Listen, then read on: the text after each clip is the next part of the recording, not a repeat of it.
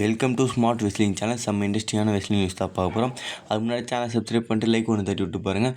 இப்போது ஜெல்லி ராலை கொண்டு வந்தாங்கல்ல, அவர் பார்த்தீங்கன்னா செலிப்ரிட்டி, பெரிய சோஷியல் மீடியா மெகா ஸ்டாரு, இந்த மாதிரி ஆளுங்கள்லாம் மேபி விஷமீனெல்லாம் இருப்பாங்க. அதனால் தலைவனுக்கு மேட்ச் கொடுக்கணும். ரிக்கிசி இருக்காருல்ல, இவரும் அவரும் சேர்ந்து பார்த்தீங்கன்னா நம்மளுடைய மிஸ்ஸு இந்த மாதிரி நபர் கூட மோதலான்ற மாதிரி சொல்லிட்டு இருக்காங்க. ஆமாங்க, இப்போ பார்த்தீங்கன்னா இவங்களுக்குள்ள ஒரு மேட்ச் இருக்குன்ற மாதிரி சில எதிர்பார்ப்பு, சில கணிப்புகள் இருந்துச்சு. இவங்க 2 பேர் சிங்கிள்ஸ் பண்ணுவாங்கன்னு. ஆனால் சிங்கிள்ஸ் போனால் நல்லா இருக்காது. ஏன்னா அவர் பார்த்தீங்கன்னா ஏஐடபிள்யூலேருந்து இப்போ தான் வந்தார். ராயல் ரம்பிளில் டெபியூட் கொடுத்தாரு. இதுக்கப்புறம் இப்போ ஃபஸ்ட் மேட்ச்சு விளாட போகிறாரு. இவர் கூட ஜெல்லி ராலை தோற்கடிப்பாங்களா மொக்கையா? அது நடக்காது. ஜெல்லி ராலை சும்மா தோற்கடிச்சா அதுவும் நடக்காது. இவங்க 2 பேர் வச்சா அது யாரும் பார்க்கவே மாட்டாங்க. இவங்க 2 பேர் சேர்ந்து வேணால் இது பண்ணலாம். ஏன்னா இவர் சோஷியல் மீடியான்னு சொல்லிட்டு இவர் பக்கம் கொஞ்சம் சப்போர்ட் இருக்கும். ரிக்கி சிக் அவருக்கும் லைட்டாக ஆதரவு இருக்கும்.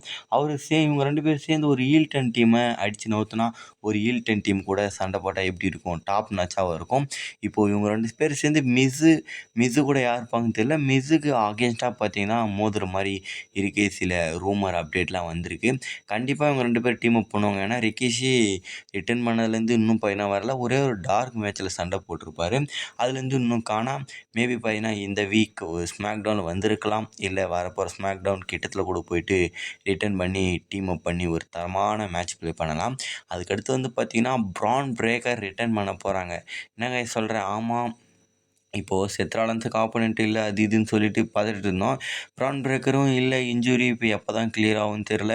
அவர் கெரியரே இதில் இருக்குது. ஏன்னா பிரான் பிரேக்கர் மெயின் இவெண்ட்டர்லாம் சொல்லிட்டு இருந்தாங்க. இவர் கெரியரே லாஸ்ட்டில் இருக்குது, என்ன தான் பண்ணுவார்னு சொல்லிட்டு இருந்த பட்சத்தில் இப்போ பிரான் பிரேக்கருக்கு க்யூர் ஆகிட்டு இருக்குது போல். மேபி வெசமினியாவுக்கு முன்னாடி வரலாம், இல்லை வெசமினியா ஆஃப்டர் வெசமினியாவுக்கு வரலாம். அதாவது வெசமினியா முடிஞ்சு அப்படியே மண்டே நைட் ராக்கு வரலாம். ட்ரிபிள் ஹெச் விடுவாரா? விட மாட்டார். எப்படியாவது கூடிய விரைவில் அதுக்கு முன்னாடியே தலைவனுக்கு க்யூர் பண்ணி விட்டு வெசமினியாவுக்கு இப்போ இன்னும் ஒரு 3 வீக் இருக்குன்னா, இப்போவே கிட்டத்தட்ட 3 வீக்கு தான், 4 வீக் இருக்குமா? 4 வீக்கே 5 வீக்கே இருக்குது. 5 வீக் 6 வீக் இருக்குன்னு நினைக்கிறேன். அதனால் இந்த 3 வீக்கு இந்த டைமில் போயிட்டீங்கன்னா பிரான் பிரேக்கரை இறக்கலாம். இறக்கி 2 வீக்கு இல்லை 1 வீக்கு சும்மா அப்படியே ப்ரோமோ கட்டில் முடிக்கலாம். ப்ரோமோ கட்டில் முடித்து இவங்களுக்கு மேட்ச் அஃபிஷியல் பண்ணி ஸ்டோரி பில்டு பண்ணி வேறு லெவலில் பிரம்மாண்டமாக பண்ணலாம்னு நான் நினைக்கிறேன். ஏன்னா அப்படி பண்ணால் மட்டும்தான் நல்லாயிருக்கும். இப்போவே பார்த்தீங்கன்னா செத் ராலன்ஸு டேக் டீமில் சண்டை போடுவார் அப்படி இப்படிலாம் சொல்லிட்டுருக்காங்க.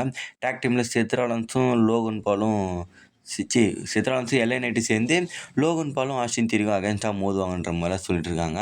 அது சுத்தமாக நல்லா இருக்காது. அதே இந்த பிரான் பிரேக்கர் விசஸ் செத் ராலன்ஸு இதுதான் உண்மையான ஸ்டோரி. இதுக்கு தான் பிளான் பண்ணாங்க. இது நடந்தால் டாப் நாச்சால் இருக்கும். அதுக்கடுத்து பார்த்தீங்கன்னா மெயின் சம்பவத்துக்கு வரும். ரேண்டி ஆர்டன் விசஸ் கோடி WrestleMania 42. இதுக்கு இன்னும் ஐப் ஏற்றணும். ஐப் இப்போ பக்காவாக ஏறிடுச்சு.